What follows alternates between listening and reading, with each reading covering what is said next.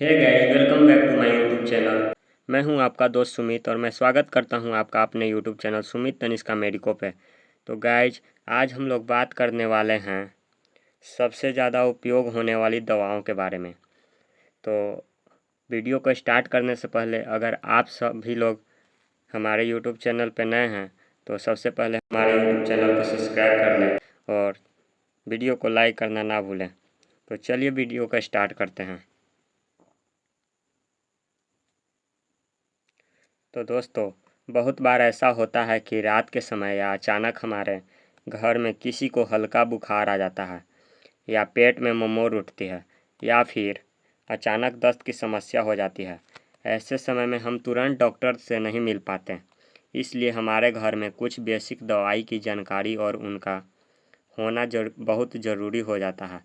आज के इस वीडियो में हम बात करेंगे ऐसे ही 5 सबसे ज़्यादा उपयोग होने वाले दवाओं के बारे में जो घर में होनी चाहिए। वीडियो को आखिर तक ज़रूर देखिएगा क्योंकि अधूरी जानकारी खतरनाक हो सकती है। तो चलिए वीडियो को स्टार्ट करते हैं दोस्तों। तो दोस्तों, नंबर 1 पे आता है पैरासीटामोल।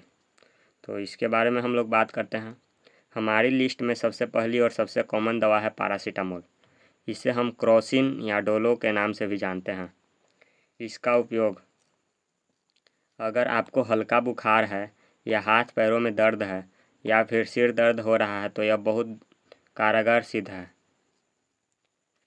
और सावधानी क्या बरतनी है इसके बारे में हम लोग जान लेते हैं। ध्यान रहे कि पैरासीटामोल की ओवरडोज लीवर को नुकसान पहुंचा सकती है, इसलिए 24 घंटे में डॉक्टर की सलाह के बिना 3 से 4 टैबलेट से ज़्यादा बिल्कुल न लें। और बच्चों को देने से पहले उनकी उम्र और वज़न के हिसाब से डोज तय करें। तो चलिए, बच्चों को कितना डोज देना है उम्र के हिसाब से ये हम लोग पता करने वाले हैं। तो इसके बारे में पता करने के बारे में बोला जाता है चाइल्ड डोज कितना होगा। तो चाइल्ड डोज का बात करेंगे हम लोग दोस्तों अब, कि चाइल्ड को कितना डोज देना है एडल्ट के अपेक्षा। तो यह जो हम लोग चाइल्ड डोज के बारे में पढ़ने वाले हैं यह यंग्स रूल के हिसाब से पढ़ने वाले हैं, जो मुख्य रूप से 1 से 12 वर्ष के बच्चों के लिए यूज किया जाता है। तो चाइल्ड डोज का जो फार्मूला होता है वो होता है age by age plus 12 multiply adult dose. यहाँ पे जो एज है ये बच्चे का एज है और यहाँ पे भी बच्चे का एज है। यहाँ पे 12 ऐड कर दिया जाता है एंड यहाँ पे एडल्ट डोज जितना होता है वहाँ पे शो कर दिया जाता है। मान लीजिए कि 500 mg, तो 500 mg एडल्ट डोज में यहाँ पे शो कर देंगे। तो चलिए एक एग्जांपल के तौर पे हम लोग एग्जांपल से समझते हैं। मान लीजिए एक 8 वर्ष के बच्चे को एक पैरासीटामोल दवा देनी है। यदि इस दवा की समान वयस्क खुराक मतलब एडल्ट डोज 500 mg है तो यंग नियम के अनुसार बच्चे की खुराक क्या होगी। कहने का मतलब है बच्चे का उम्र 8 वर्ष है और वयस्क या एडल्ट डोज 500 mg है, तो 8 वर्ष के बच्चे को कितना डोज देना सही रहेगा। तो चलिए इसे फार्मूले के तौर पे बैठाते हैं और निकालते हैं कितना डोज निकल कर आएगा। तो बच्चे का एज जो उम्र था 8 वर्ष था, तो इसे 8/8 प्लस 12 मल्टीप्लाई 500 कर दिए। तो यहाँ पे जब 8/20 का डिवाइड देते हैं तो 0.4 निकल कर आता है। और यहाँ पे जो एडल्ट डोज से हम लोग मल्टीप्लाई करते हैं तो 200 mg निकल कर आता है, जो कि है बच्चे का बच्चे का डोज। कहने का मतलब है कि अगर एडल्ट इसे 500 mg लेते हैं तो बच्चे को 8 वर्ष के बच्चे को 200 mg देना सही रहेगा। 200 mg यंग्स के अनुसार देना सही रहेगा। तो अब हम लोग बात करते हैं आगे डाइसाइक्लोमाइन के बारे में। इसका उपयोग पेट में ममोर, पेट दर्द, पीरियड क्रैम्प्स में करते हैं। अक्सर गलत खान पान या गैस की वजह से अचानक पेट में तेज ममोर या दर्द होने लगता है। महिलाओं को पीरियड के दौरान भी पेट के निचले हिस्से में दर्द होने लगता है। यह कैसे काम करता है अब इसके बारे में हम लोग पढ़ने वाले हैं। डाइसाइक्लोमाइन एक एंटीस्पास्मोडिक दवा है जो हमारे पेट और आंतों की मांसपेशियों को आराम देती है, जिससे पेट ममोर और दर्द तुरंत ठीक हो जाता है। सावधानी, इसे खाली पेट लेने से बचें और अगर दर्द लगातार बना रहे तो तुरंत डॉक्टर से संपर्क करें। अब हम लोग बात करने वाले हैं नंबर 3, डिस्प्रिन।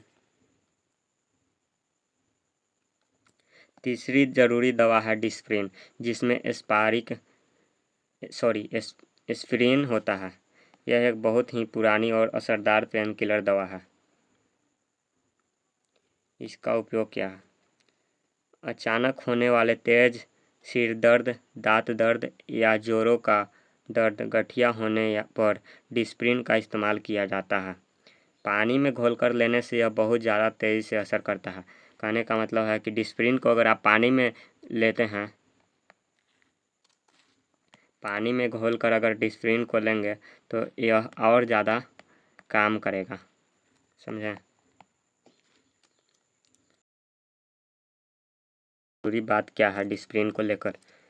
एस्पिरिन खून को पतला भी करती है, इसलिए डॉक्टर के सलाह के बिना इसे नियमित रूप से नहीं लेना चाहिए। मतलब कहने का मतलब है कि डिस्प्रिन अगर आप बिना डॉक्टर के सलाह के लेते हैं तो बहुत ज़्यादा नहीं लेना चाहिए, कम मात्रा में ही लेना चाहिए। खासकर डेंगू के बुखार में या पेट में अल्सर होने पर डिस्प्रिन का सेवन बिल्कुल नहीं करना चाहिए। तो चलिए आगे हम लोग बढ़ते हैं नंबर 4 की तरफ। लोपामाइड या लोपेरामाइड दस्त के लिए। उपयोग अचानक दस्त या पतली लैट्रिन होना। चौथी दवा है लोपेरामाइड या लोपामाइड, जिसे मेडिकल भाषा में लोपेरामाइड भी कहा जाता है। सफ़र के दौरान या बाहर का कुछ उल्टा सीधा खाने से जब अचानक लूज मोशन, डायरिया शुरू हो जाता है, तब यह दवा काम आती है। लूज मोशन को ही इंग्लिश में डायरिया बोला जाता है दोस्त। तो चलिए आगे बढ़ते हैं। यह कैसे काम करती है? यह हमारी आंत की मूवमेंट को धीमा कर देती है, जिससे शरीर से बार बार पानी बाहर निकलना बंद हो जाता है। सावधानी, याद रखें अगर दस्त किसी गंभीर बैक्टीरियल इन्फेक्शन के कारण है या स्टूल में खून आ रहा है तो लोपेरामाइड खुद से न लें। साथ ही दस्त के समय शरीर में पानी की कमी न हो, इसलिए ORS का घोल पीते रहें। अब हम लोग बात करने वाले हैं नंबर 5, सिट्रीजिन के बारे में।